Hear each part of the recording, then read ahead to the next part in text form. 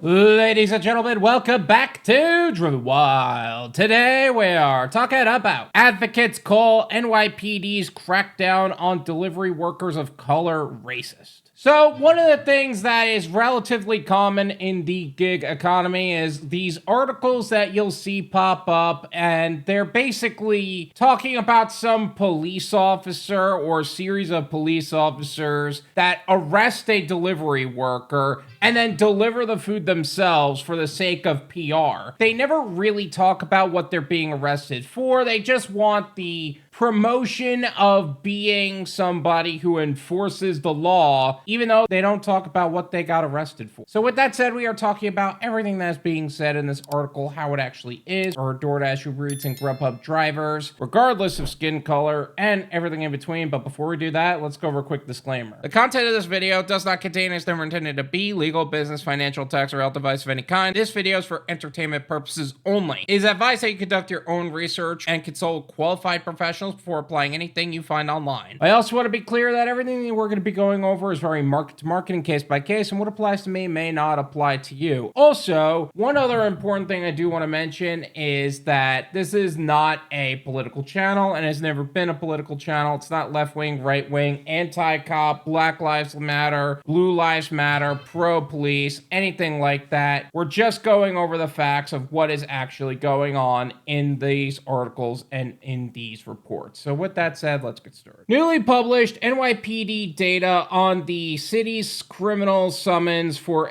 bike riders has confirmed delivery workers and advocates' worst fears. The city's new policy to improve street safety is disproportionately targeting bike riders of color. How do we feel about the of color part? Because I've been told a couple of different things, and I'm not really sure what that's all about. Get ready for a white guy to show exactly how white he is. I remember being a part of a meeting and somebody outright said that they didn't understand how the term of color actually is a problem for people. And quite honestly, I didn't either, but then somebody ended up explaining it to them, and from what I can understand, it genuinely is, and that's why it was offensive for those people. Honestly, I still don't fully understand the context behind that. If I do come across as offensive or just outright ignorant, just please understand it is not my intention. I'm reading the article and I'm an ignorant white guy. That is not what I'm trying to accomplish here. I'm just trying to read what is being said and understand what I am reading. Beginning on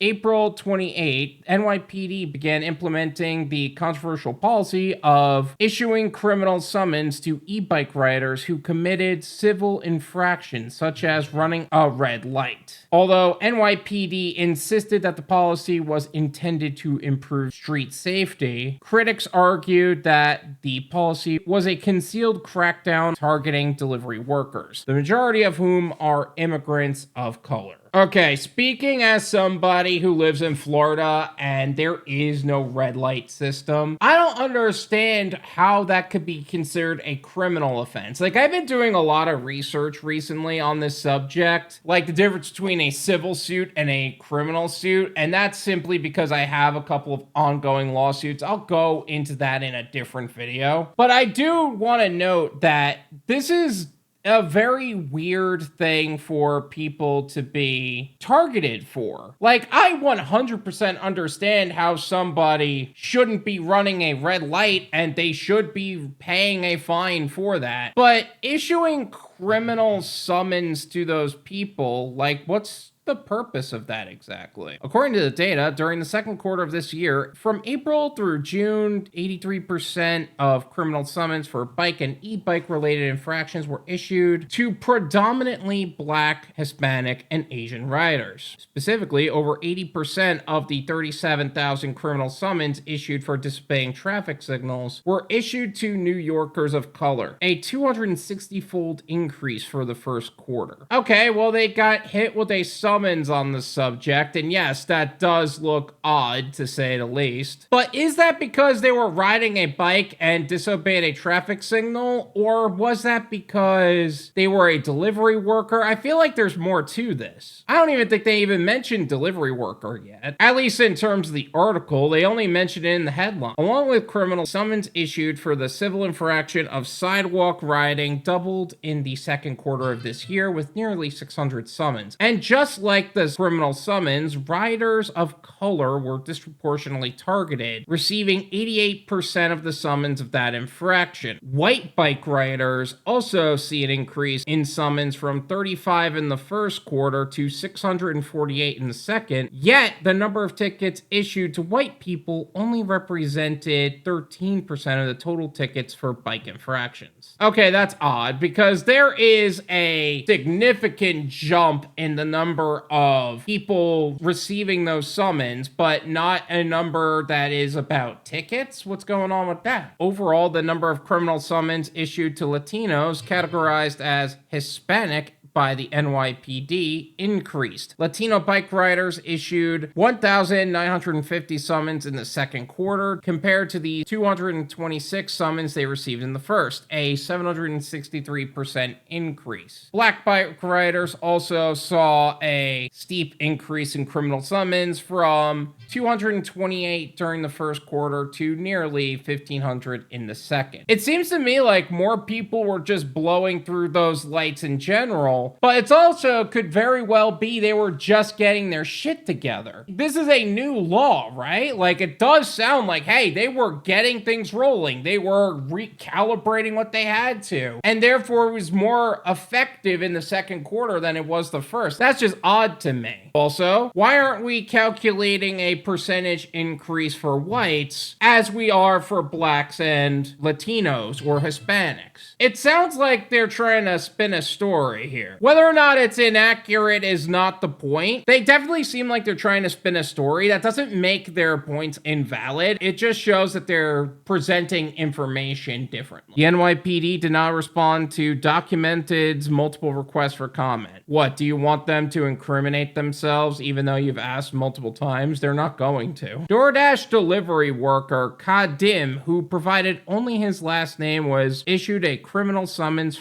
in May for riding his bike on the wrong side of the street while delivering food in the Upper West Side. A 29-year-old immigrant from Senegal, Kadim says the experience was unsettling. Receiving a criminal summons was traumatizing for me, he said in a Workers' Justice Project statement shared with Documented. I was just trying to do my job, delivering food so people can eat. Instead, I was treated like a criminal. As the whole story is progressing, this doesn't sound like it's a delivery worker thing. It's a race thing, and it's a politics thing. I don't think this is an overall gig worker thing. This sounds more like it's a racial issue, but because delivery is such a buzzword right now, they're using that to gain more traction and cross-pollinate that way. I'm not saying that they're wrong for trying to get as many eyes on this as possible, but woof. Working nearly every day to support himself and his family, Kadim told Documented that he felt targeted by the city for doing his job. Unlike traffic tickets where you could just pay a fine online, a criminal summons requires you to appear in court or face the possibility of arrest. Kadim, who makes about $100 a day, had to pay a lawyer $250 to represent him in court. And although the judge let him off with just a warning, the whole ordeal left Kadim frustrated. Okay, that's actually a legit reason to be frustrated, especially in New York, where they have their own laws for how they are treating gig workers and how they are paying gig workers in general. Like, all of these platforms, that is a frustrating thing. It's not like where you can work even harder some days and you'll be paid more. That's not always the case. In fact, in a lot of cases, it's just not. Because they have to throttle you, because they have to meet city standards. And quite frankly, that's why a lot of the gig workers in NYC ended up leaving. And there is like less than half of what they used to be. It made me feel like the city cares more about punishing workers than protecting us, he said. We are workers, not criminals. And and we're here to contribute to the development of this city. Why is the city trying to frighten us instead of helping us do our jobs better? Because it's not about helping the people and helping the city. It's about appeasing people above and appeasing political parties that are actively involved in the city. That's just reality. According to Gabriel Montero, Director of Development and Communications at Workers' Justice Project, the data indicates that the uptick in criminal enforcement began immediately after the NYPD's new policy took effect, strongly suggesting a targeting of bike riders of color. Black, Latino, and Asian New Yorkers, many of them immigrant delivery workers, are bearing the brunt of this shift, he said. And they are enduring this for the sake of a political spectacle that preys on their vulnerability rather than creating safety. Look, I am not going to pretend that this isn't an actual issue, but I'm having a hard time understanding how immigrant delivery workers and riders of color are the overlap. Granted, riders of color can absolutely be the case, but not all riders are delivery workers. So I don't even want to touch too deeply into like any personal opinions or anything like that, because quite frankly, yes, this is an issue. No, it's not something that as a gig worker I could really tap into, or as a gig worker that I could really help contribute. Not to mention, I'm already against the way that gig work works in NYC. That's why, even for us, we are developing our own delivery service provider. We're not gonna go to New York City. That is actually something that I've talked about with a partner of mine. I have a friend whose stepfather has a breakfast place in New York City, and I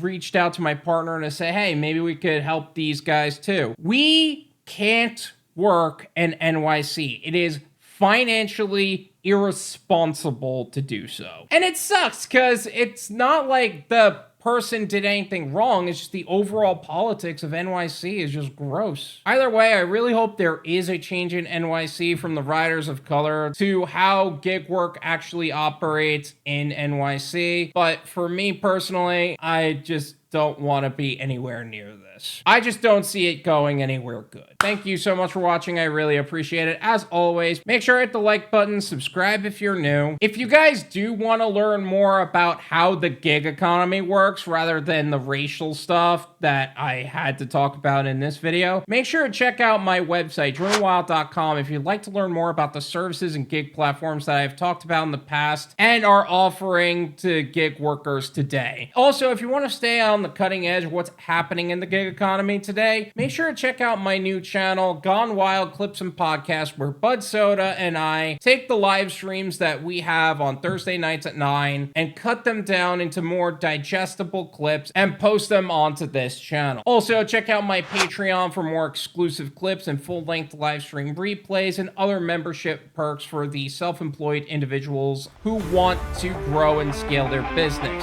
Once again, thank you so much for watching, and until next time.